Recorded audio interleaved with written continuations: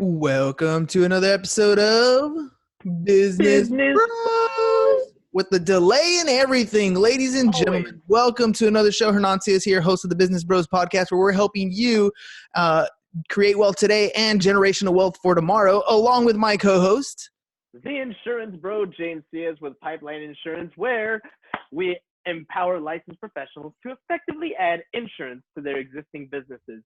And boy, oh boy, we have another awesome show ready to go. Quarantine day 10 or wherever we are. I don't even know. I lost track. But today's podcast is bound to be a blast.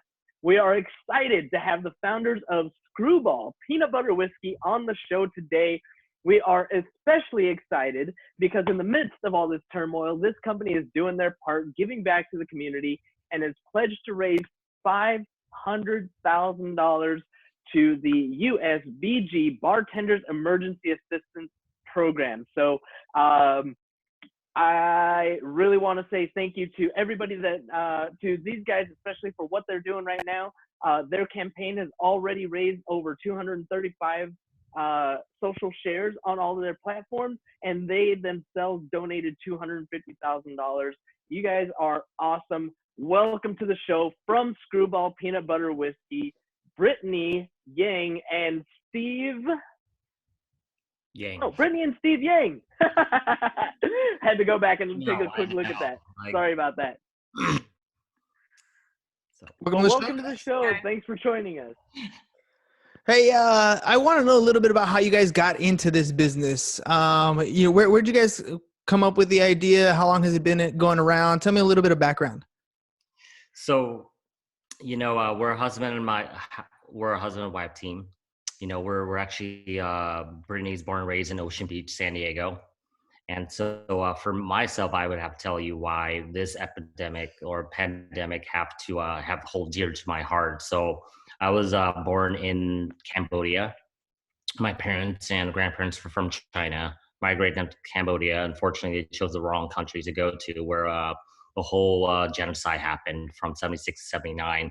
Essentially, they want to wipe out a whole society of, we'll just say like black sheep, someone that could think for himself, someone that could, think for himself, someone that doesn't follow, someone that knows, educated, someone that is willing to stand for what is right. And so about 2 million out of about 8 million people were murdered. Unfortunately, my parents, my grandparents, a lot of my aunts and uncle were murdered. So when I was born in the mid 80s, when I was 1 year old, I woke up paralyzed. So there was a flu virus going on in Cambodia at the time, similar to here, like the coronavirus. And in that era was a polio. And so unfortunately, I caught the polio virus that was transported through the flu virus. So my right leg became paralyzed overnight. And so I crossed, my parents gave up everything, crossed the landmine borders of Thailand, lived in a refugee camp for about 6 years, where we stand in line for food, stand in line for water. For 6 years, we stayed there, and it was like a prison. Then we got spawned as a couple that lives in Ocean Beach, and where I'm my wife. And also, that's where I came to OB, and when they saw us all skin and bone, it would give us baskets of food, care packages. And it would consist of some apples, some breads, and there was peanut butter. And that's when I fell in love with peanut butter, as that taste of freedom. So we started dating in high school, and then we opened our first restaurant. So everybody's affected by this, but especially the service industry. And so we opened our first restaurant called OB Noodle House. Not sure if you guys heard of that in Ocean Beach. Yeah, I love that place. Yeah, so we opened that back in 2008. So and then my wife, she went on to got a master in chemistry, and then went into law school. And so the reason why we did peanut butter, we did peanut butter sake there, butter, and then we opened up another bar, a whiskey bar 1502, and so another noodle house, and then the holding company before that. So that was our prior life, because we don't own it now. Now it's all in our families. But the thing is that we were expecting our 1 year, Our first 2017, our first daughter, and so I was getting home when she is. He's working in the bar industry, getting home really early in the morning, 4:30 in the morning. You have to close up the bars. I was working in pharmaceutical patent litigation, but I worked a lot with East Coast clients, and so I was getting up really early in the morning, and we would probably see each other at 4:30 in the morning, passing as he's coming home, and I'm walking out the door. And so it just didn't seem a lifestyle that we could maintain with having children. And I think we started looking at different things. And I think something we always wanted to do was really to take this. I think it didn't take a genius to see that this was a cocktail that was doing really well at the restaurant. And we started with a cocktail, something that was doing well, and we turned it into something kind of bigger and better with what we ended up creating with Skrewball. Yeah, and so essentially peanut butter is the glue that brought us back together. I mean, we've been dating for over half her life, and so we joke it works too well since we have another daughter now. Yeah, that's about a month old. So, and essentially it's just us coming together and what my life have brought together, why we did peanut butter whiskey. We're the first original peanut butter whiskey on the market. And now, everybody laugh at that idea. And now there's 16 copycats out in the market now, If you're good at what you do, you will have copycats. Absolutely. Yes. Man, that's a pretty intense story. What's going on today must have some like reminiscent impact on what you're doing. It's kind of, not only did it inspire where you've created as far as the peanut butter whiskey with the sentimental value with peanut butter, but also with what you're doing to give back to the community that you've come across, right? Tell me a little bit about how you guys decided to do the shares and raise the funds. Yeah, so when we initially did this, we saw what was unfolding. It started with voluntary closures, and I think a lot of businesses, we were talking to them as they're making that difficult decision. It's like people's health and also their financial well-being, and those are both very important things. We can't diminish that people feeling financially secure is a very important thing. And so we saw people making these huge decisions. And I can say I felt kind of like, what do we do? This is a lot of people. One restaurant can, 50 to 100 people can be employed with one restaurant. And you span that out across the nation. This is a huge problem. And so what we did is we did a research about which organizations were actually pivoting to be able to help specifically with this type of relief for the COVID-19 issue. And then we did it in shares, and we basically would donate $1 for every share. And the idea behind that was really to get awareness. And what was more exciting about was, yes, we were doing our own money, but within 24 hours, they also raised from just grassroots funding of individuals putting in $10, $20. They were able to raise another $60,000 on top of that in the first 24 hours of us doing that campaign. And so that was really the idea behind it, was one company can't save it. It's going to be all of us. Yeah. And, most people don't realize with the success of Skrewball, we're everywhere. We're in all 50 states. We're in most chains that you can see. They don't realize that we're a mom and pop. We're 100% self-funded. Taking this from our home, not just because of the coronavirus. We're not, we're not the Tito's, the Jameson, the Absolute, what else, the Fireball of the world.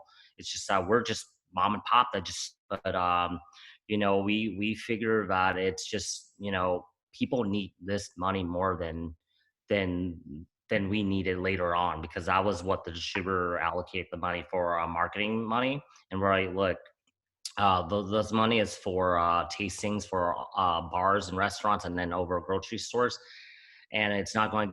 Now let's just go out there and give to people. And so we have donated $250,000 to the United States Bartenders Guild, $100,000 to Restaurant Care, to California Restaurant Care, and also $100,000 to CORE, and that's children's restaurant employees, and another $50,000 we're doing care packages for locally, where we're putting, you know, toilet papers, we're making hand sanitizers from our distillery, that they're putting distillery together, hand sanitizers, canned goods, peanut butter, of course, loaf of bread, Really just trying to help people that are unemployed at this time right whatever. now.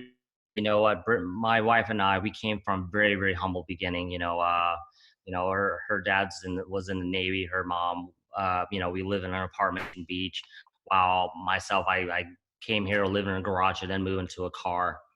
And then we ended up buying a donut shop that was failing, and so that's how we started, from just random acts of kindness from the people of Ocean Beach. And so, you know, we done this. We've been always been charitable for forever, from my parents, and then for the last 12 years or so, you know, we always be as charitable as possible. And you know, for this right here, it's just that the best thing coming out of this is that people being together.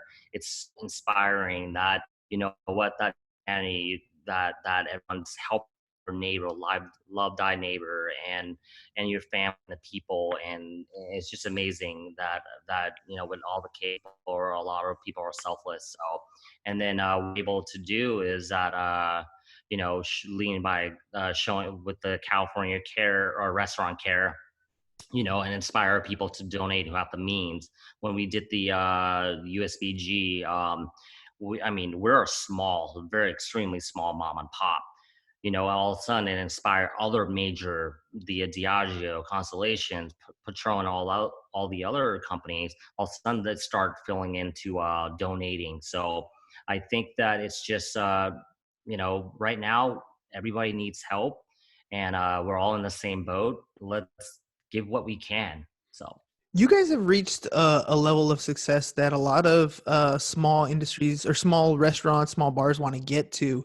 Can you tell me a little bit about what it was like when you were coming from the humble beginnings, and what those people could be going through right now, as far as, you know, their staffing issues and the closures?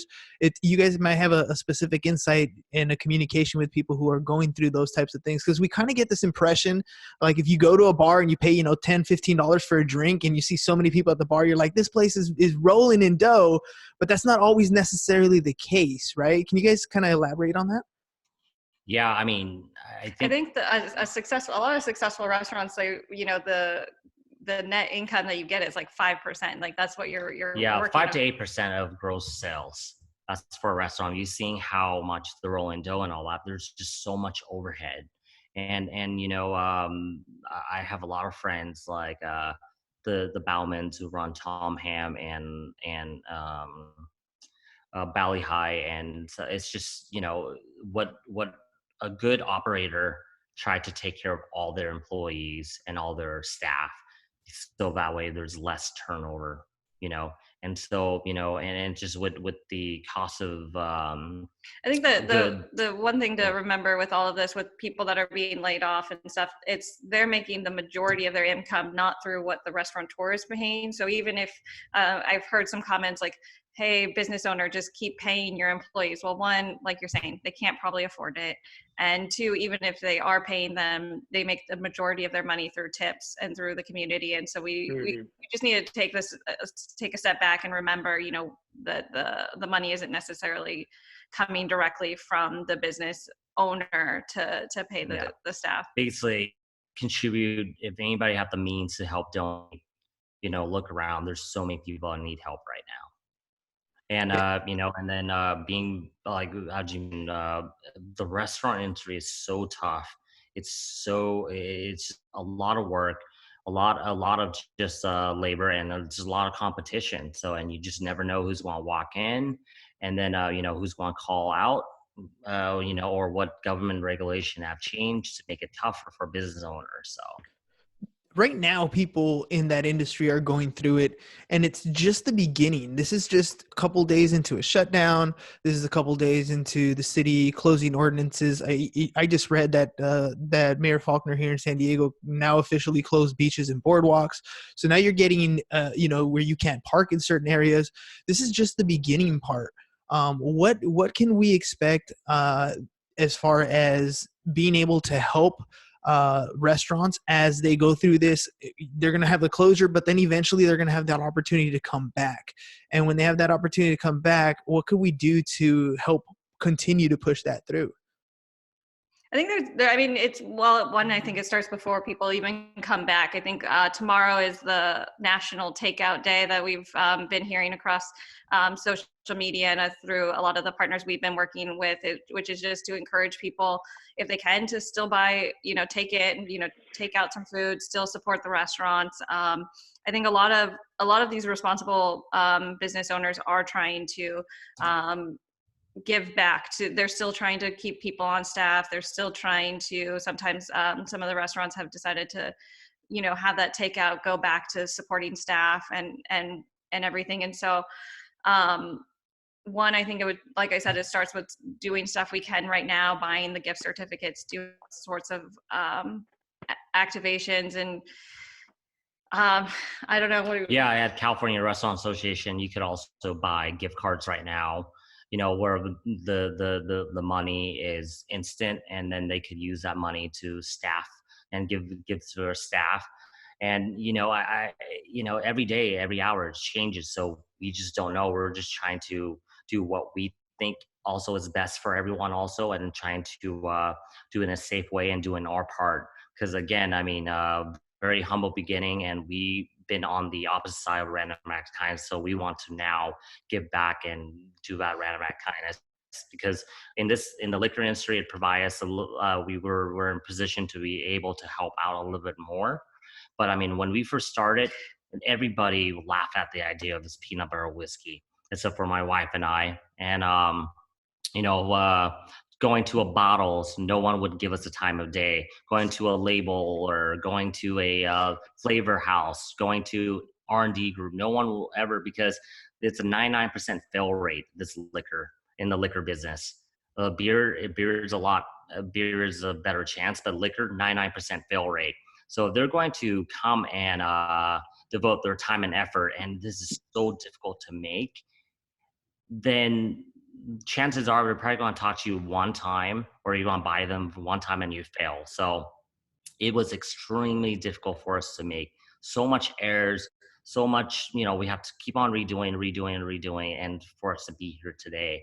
And you know what, for us, we're still very, very small, and and that's, I think, how we could have survived, because we moved very nimble. My wife is the scientist behind that. She's I think it was, just even last week, I don't know about you guys, but we felt like an entire months had passed in 1 week, from Monday all the way to the following Monday. It was just the information keeps changing. So we just take it day by day at this point. And for us, we know that this is going to affect our bottom line. 50% of our customers are restaurants and closed down, so that's obviously going to affect it. But we figured this isn't the time necessarily to be thinking about bottom lines and how can I make the most profit and stuff. I think if you endear yourself to a community, if you do what's right and step up when people need you, I think that those are the type of business that are going to prevail. And so I think thinking bigger than the profit line right now is what I would suggest and hope that we all do, because that's how we're going to pull out of this as a community. Absolutely. You guys have some immense creativity. It helps that you married a chemist, right? To help with the formula and all, and production, that stuff. But you've also shown an immense amount of creativity. The fact of coming up with the concept of peanut butter whiskey and how it's related to your past. But in doing so, you've also done some creative things today. The donations and the story that you put together was you kind of glazed over it, but it was clearly a creative way of reusing allocated advertising budgets. those are some things where you can take, it is still marketing in a sense. You're still promoting your brand, but you're promoting it in the sense of let's unify as a group. Let's bring everybody together. Look, this is what we're doing. This is our small piece to help solve this puzzle. And you've inspired other people who have bigger pies can take small pieces of their pie to turn around and help other people. If you guys ever have any other creative ideas, maybe, it's kind of throwing you on the spot here, but for these small business owners, these restaurants to, try to innovate what they're already doing to get through these times. I mean, I'd like to kind of bend your ear on that. I know we're going to the takeout, but what about anything else that you might recall in the industry? And I know I'm putting you on the spot because I have no idea what that industry is like, but any creative measures that you have, I think would be good to share. I had a friend, Bo. He's a lot of. It's not just the service industry; it's also the musicians who are losing out all the gigs. A lot of his musicians are like starving musicians. Yeah. And so what they're doing, they're having a platform and just going live and just playing band practice, and their fans could watch them and also tip them. And that's how they're getting involved, and everybody's trying to survive. And also there is a lot of funds out there right now. California Restaurant Association, I think Mayor Faulkner have $4 million for the restaurant industry to help them in San Diego also. It's just in this time, like if there's any ideas to help everyone out, I think that it's just, we're just throwing on the wall and see what's safe and what will work. And, I still think it's a nightmare. 2 weeks ago,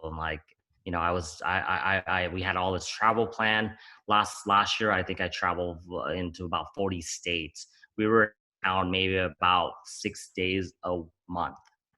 That's how much we travel, especially with a pregnant wife and a 2-year-old daughter also. We travel as a family. And for us, when people assume that Skrewball Whiskey, oh yeah, I heard of it and all that stuff, people, they're like, wait, I'm pretty sure your viewer, if they're like, wait, that's how they look like, they expected stuff. They expected maybe something else. Usually people are very surprised at what we look like and how we sound, and how young we are, also our background.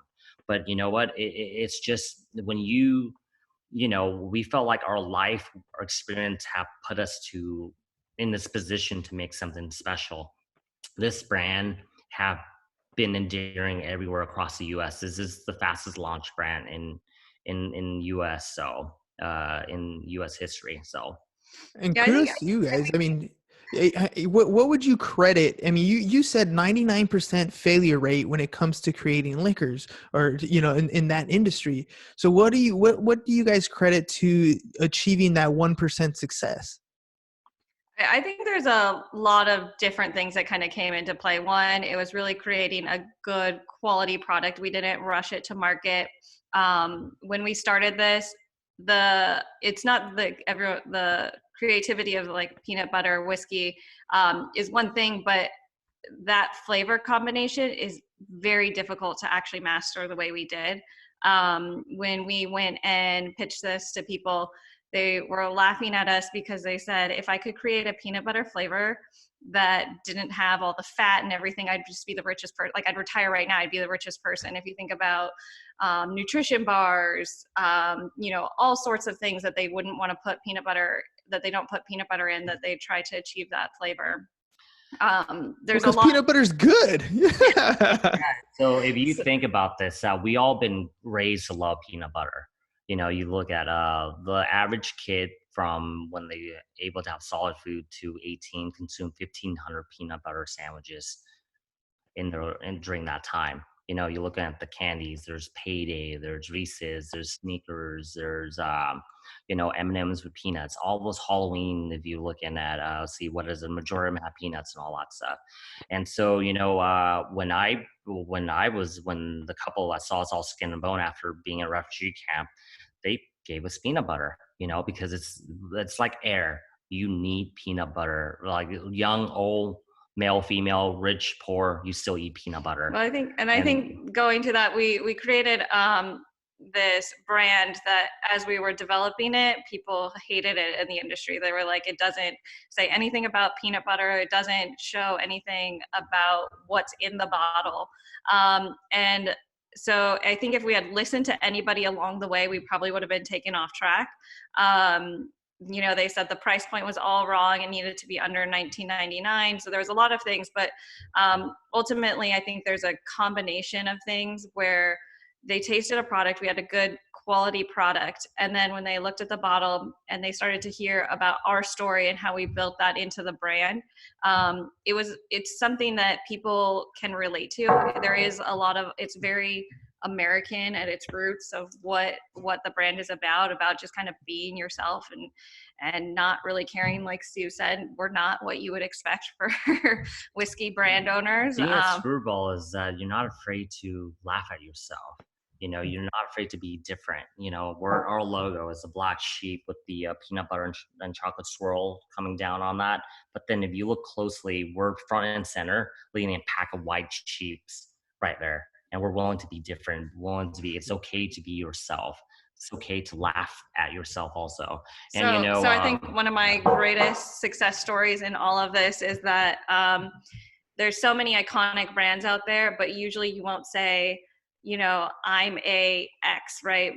Whatever brand it is. I'm a Coke. I'm a Pepsi. But this people just are like, I'm a Skrewball. They identify with the brand so much and they become it. And it's been really exciting to see that development. Obviously, like Steve said, we just launched nationally and we have a lot more work to become to become where we want to be. But that sort of feedback has been really important. It's endearing that I'm a Skrewball. And so, and all this, our life experience from her chemistry background, law background, and for myself, from OB Nuda House, when I've been on Guy Fieri, Food Network, Triple D. I put peanut butter in my fried rice, peanut butter with spring rolls, peanut butter in our wings, peanut butter sake I created in 2008.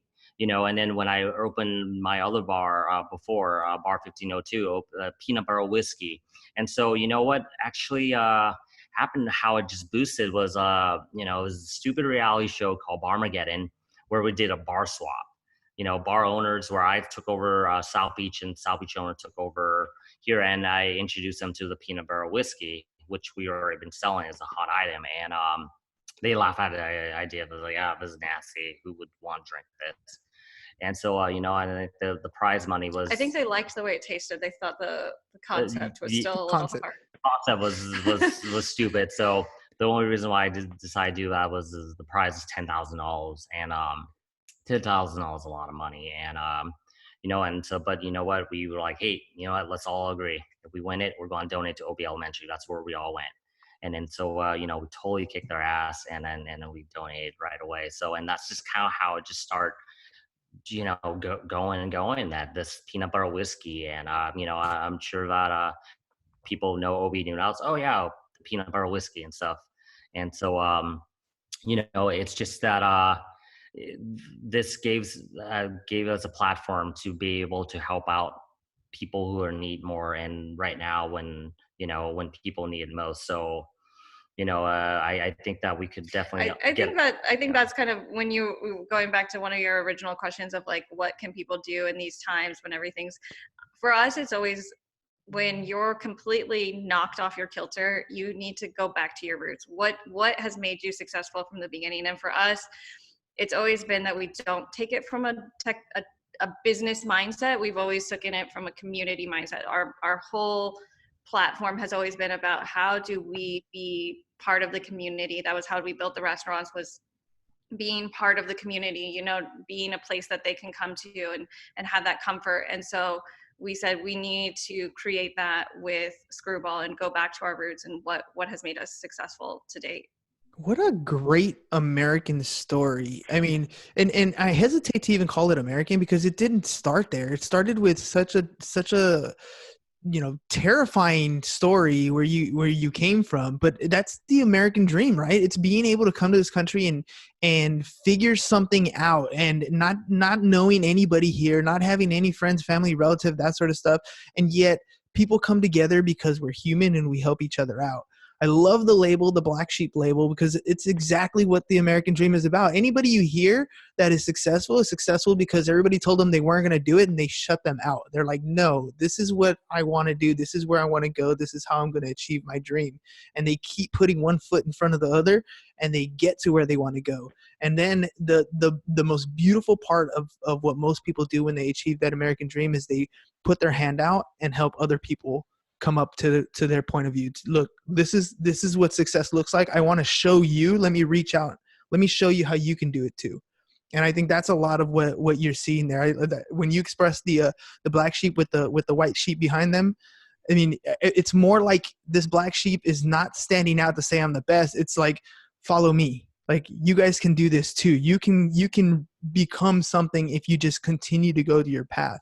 And you guys continue to do that with everything that you do, with the donations that you guys put in together, with the help that you're putting out, with the advice that you give people. So I want to, let you guys know that your story is very inspirational. I really look forward to watching you guys continue to grow your brand and continue to work forward, because what you're doing is beyond a drink and a buzz. You know what I mean? It's got a lot more behind it. It's got a lot more passion. And the story itself is something that can really push you to a whole new level. I mean, Coronas on the beach is one thing, but inspiring somebody to, no matter where you're at, whether you're skin and bones, you can become something. And this is an example of how you can get there. So, you guys, thank you for coming on the show and sharing such a powerful story. Well, thank you. Thank you, gentlemen. I appreciate you guys, letting us tell the story, because most people like, hey, how do you guys why did you guys create peanut butter? Because this became an industry success. They're like, it's probably some guy who's drunk on his couch drinking like a bourbon, and then probably dipping his hand in peanut butter and swishing it. I was like, oh, that tastes good. I should make it. Exactly what our whole life got us to here. And so and as you can see, that people thought we were just a major company. No, this is it. I think when it's all said and done, you guys are local. We're local. We're in, and love to get a drink together. So absolutely. And a little side note, peanut butter and jelly sandwiches are my go-to snacks. Like, I can't have them very often, but when I do, I go crazy on them. And yeah, James is laughing because that's my thing. Peanut butter is just such an amazing thing to have. Yeah, it's like my soul food. So true. So, all right, guys. Well, hey, again, thank you guys very much. Really quick before we head out, can you tell people how can they be part of this help that you guys are putting forward for the different organizations that are out there? What's the best way for them to get maybe in contact with you, put up donations, that sort of stuff? Yeah. If they go to our Instagram, we're at Skrewball Whiskey. Or our Facebook, which is Skrewball Whiskey as well. We have linked to all the organizations that we're supporting. You can also email us at info@skrewballwhiskey.com, and they can definitely point you in the right direction. Yeah, it's Skrewball with a K. Most people spell it with a C. So I was telling Brittany, when we make it, Skrewball will spell properly with an SK.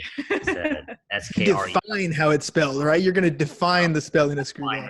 And so, yes, and then those of who needs care packages, please email us at info@skrewballwhiskey.com.